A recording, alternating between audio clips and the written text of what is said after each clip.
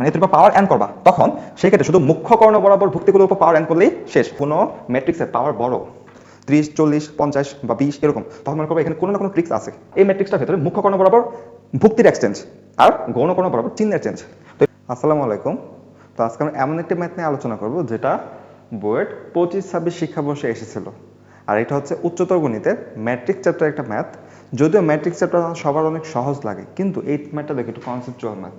তো এই কনসেপচুয়াল ম্যাথটা নিয়ে একটু আলোচনা করি। দেখো, তো 2a plus 3i inverse 2a plus 3i inverse সমান 5007। তাহলে এখানে দেখো 2 ইন্টু 2 মাত্র একটা ম্যাট্রিক্স, 2 ইন্টু 2 এর একটা ম্যাট্রিক্স। এখন a টু দি পাওয়ার -10 এর মান নির্ণয় করতে বলছে। যখনই দেখবা যে কোনো ম্যাট্রিক্সের পাওয়ার বড় 30, 40, 50 বা 20 এরকম, তখন মনে করবো এখানে কোনো না কোনো ট্রিক্স আছে। ঠিক আছে, এমনি এমনি পাওয়ার বড় হয় না। তো এমনি এমনি তুমি তো 10 বার পাওয়ার করলে তোমার তো অনেক সময় লাগবে না। তো এই সময়টা কি থাকে, নর্মাল 3 মিনিট সময় থাকে, তাই না? তো এত বড় ম্যাথ তোমাদের ম্যানুয়ালি করার কোনো সুযোগই নেই। তাই তোমাদের অবশ্যই মনে রাখবা, ম্যাট্রিক্স চ্যাপ্টারে যদি এরকম পাওয়ার বড় থাকে তাহলে এখানে অবশ্যই একটা ট্রিক্স আছে।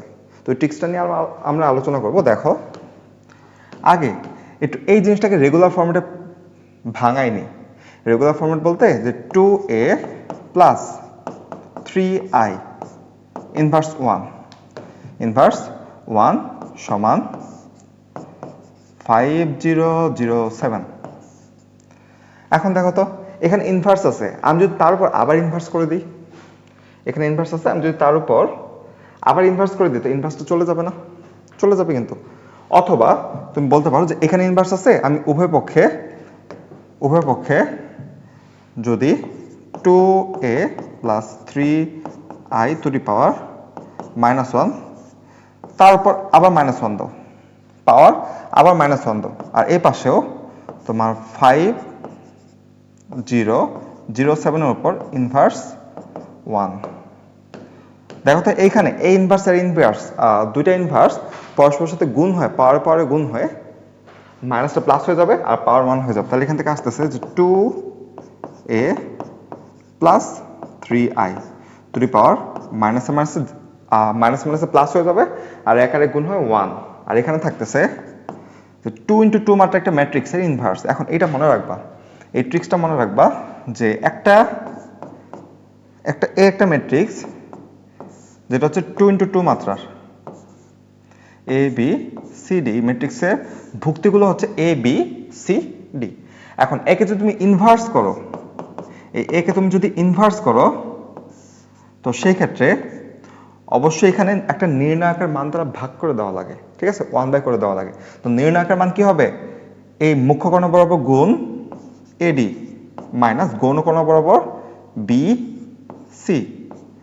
এখন দেখো তো, নির্ণায়কের মানটা লিখে ফেললাম। তো এখানে লিখবো, এখানে মনে রাখার বিষয় হচ্ছে, দেখো, মুখ্য কর্ণ বরাবর ভুক্তির এক্সচেঞ্জ, মুখ্য কর্ণ বরাবর ভুক্তির এক্সচেঞ্জ। তাহলে ডি যাবে এর জায়গায়, এ যাবে ডি এর জায়গায়। আর গৌণ কর্ণ বরাবর ভুক্তিগুলো এক্সচেঞ্জ হবে না, কিন্তু চিহ্নের চেঞ্জ হবে। কিসের চেঞ্জ হবে? চিহ্নের চেঞ্জ। তাহলে বি প্লাস বি এর জায়গায় মাইনাস বি, প্লাস সি এর জায়গায় মাইনাস সি। এখানে মাইনাস বি হলে প্লাস বি হতো, এখানে মাইনাস সি হলে প্লাস সি হতো। ঠিক আছে, তো আরেকবার একটু রিভিউ করি যে এ ইনভার্স করতে গেলে তোমার এখানে এ এর নির্ণায়ক দ্বারা ভাগ করে দেওয়া লাগবে। আর এই ম্যাট্রিক্সটার ভেতরে মুখ্য কর্ণ বরাবর ভুক্তির এক্সচেঞ্জ আর গৌণ কর্ণ বরাবর চিহ্নের চেঞ্জ।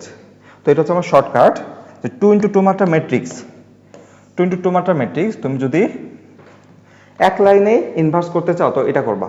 দেখো তো, এখান থেকে বলো তো, তোমার এটা একটু নিচে নিয়ে আসি। তো এখান থেকে বলো তো, আমার এটা ইনভার্স করতে গেলে আগে নির্ণায়কের মান দ্বারা ভাগ করে দেওয়া লাগবে। নির্ণায়ক কত? 5 7 35 মাইনাস এই 0 0 0, তারপর হচ্ছে 1। এখানে ম্যাট্রিক্সটা হবে তো মুখ্য কর্ণ বরাবর ভুক্তির পরিবর্তন বা এক্সচেঞ্জ। তো 7 5 এখানে বসবে, আর গৌণ কর্ণ বরাবর চিহ্নের চেঞ্জ। এখন -0 0 একই তো নাকি? তাহলে এখানে 0 লিখে দিলেই হলো। তো এই ইনভার্স হয়ে গেছে। এখন 35 দ্বারা ভিতরে গুণ করে দাও, 1/35 দ্বারা। এখন আমরা জানি ম্যাট্রিক্সে কোনো কিছু দ্বারা গুণ করলে প্রত্যেকটা ভুক্তির সাথে ওই সংখ্যাটা গুণ হয়ে যায়, তাই না?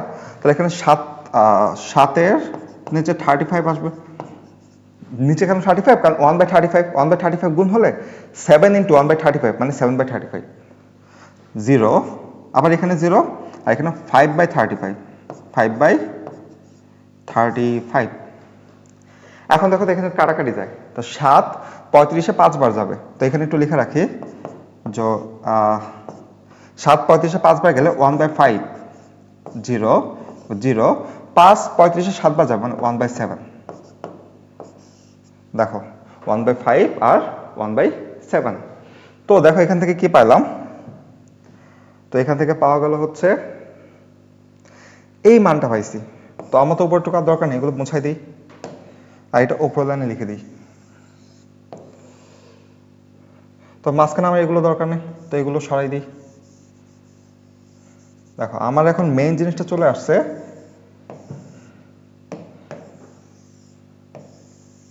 এই যে তাহলে 2a + 3i, তো এখান থেকে আসবে 2a + 3i সমান, এখানে ম্যাট্রিক্সটা হবে 1/5, 0, 0, 1/7। এখন দেখো i মানে কি? i মানে হচ্ছে আইডেন্টিটি ম্যাট্রিক্স, তাই না? i এর মান আমরা জানি যে যদি বাকি ম্যাট্রিক্সগুলো 2 × 2 মাত্রা ম্যাট্রিক্স হয় তাহলে i টাও 2 × 2 মাত্রা ম্যাট্রিক্সই বসাতে হবে। তাহলে i এর 2 × 2 মাত্রা ম্যাট্রিক্সটা কোনটা আছে? আমরা সবাই জানি যে 1, 0, 0, 1। তো এটা এখানে বসাই দাও।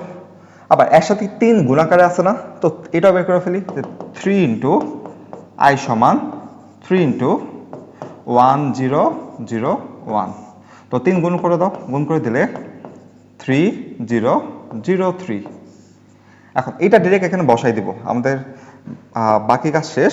2a প্লাস, দেখো তো এটা সমান ওই পাশে গেলে বিয়োগ হয়ে যাবে না, তো ডিরেক্ট সমান ওই পাশে পাঠিয়ে দিই, তারপর মানটা বসাই। তো এখানে প্লাস না দিয়ে ইকুয়াল দিয়ে দিই, সমান, তো এখানে আসতেছে 1/5, 0, 0, 1/7, আর মাইনাস আকারে আসবে 3003। এখন দেখো দুইটা ম্যাট্রিক্স পরস্পর বিয়োগ করতে গেলে প্রত্যেকটা ভুক্তি মানে এখানে যেই পজিশনে যে ভুক্তিটা আছে সেই পজিশনের ভুক্তির সাথে এখানে ওই পজিশনের ভুক্তিটার বিয়োগফল, যেমন এখানে 1/5 এর সাথে এখানে 3 মাইনাস, 0 এর সাথে এখানে 0 মাইনাস, এখানে 1/7 এর সাথে এখানে 3 মাইনাস, এভাবে আর কি। তো ওই জিনিসটা করি। তো অতএব আমার a সমান, দেখো তো এখানে 2 গুণাকারে আছে না, সমান ওই পাশে গেলে ভাগ হয়ে যাবে না, আর ম্যাট্রিক্সের ভাগ মানে সহগ আকারে 1/2 দিয়ে দিব, তাহলে হয়ে যাচ্ছে। আর এখানে বিয়োগটা করে দিই, তাহলে 1/5 মাইনাস 3, 0, 0, 1/7 মাইনাস 3। দেখো পরের লাইনটা কি হয়, আচ্ছা এটা সেপারেট করে দিই, নাহলে আবার এক মনে হবে।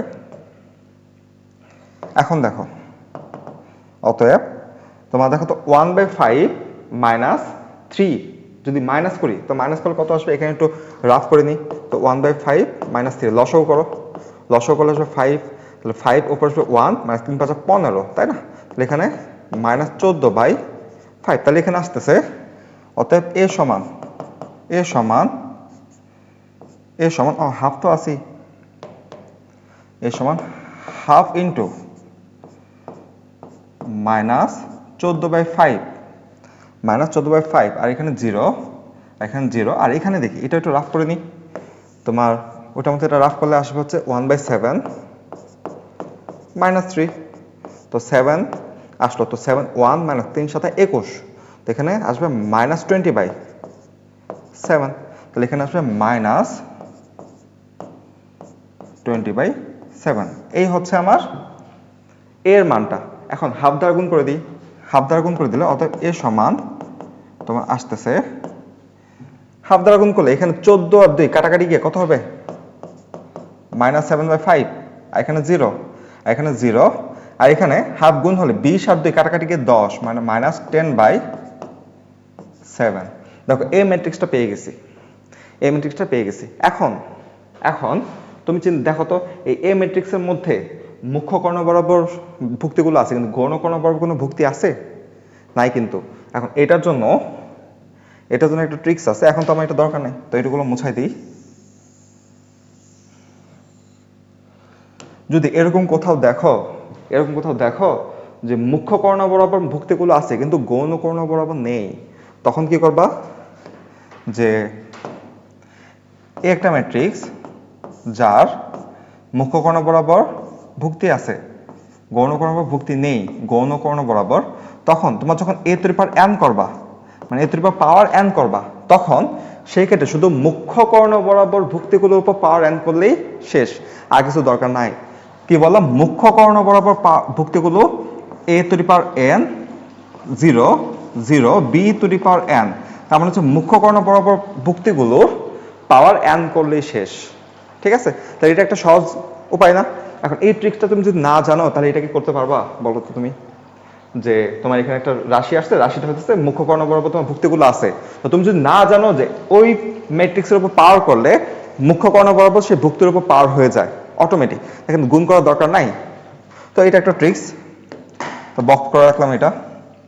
এখন দেখো, এটা শুধু 2 into 2 মাত্রা ম্যাট্রিক্সের জন্য না, এটা 3 into 3 মাত্রা ম্যাট্রিক্সের জন্য হবে, 4 into 4 মাত্রা ম্যাট্রিক্সের জন্য হবে।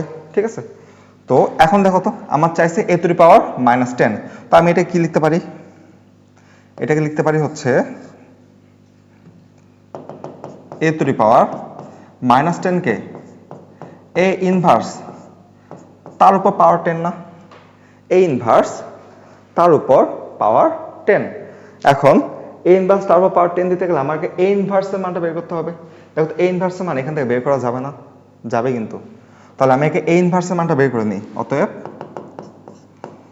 a ইনভার্স সমান, এখন তোমাকে বলছি যে কোনো কিছু এরকম আকারে থাকলে তো পাওয়ার মাইনাস n এর জায়গায় -1 বসাই দিলে শেষ না আমার, তো ওইটাও করতে পারো, অথবা তুমি ম্যানুয়ালি করতে পারো, যেখানে মুখ্য কর্ণ বরাবর ভুক্তিগুলো পরিবর্তন আর গৌণ কর্ণ বরাবর চিহ্নের চেঞ্জ।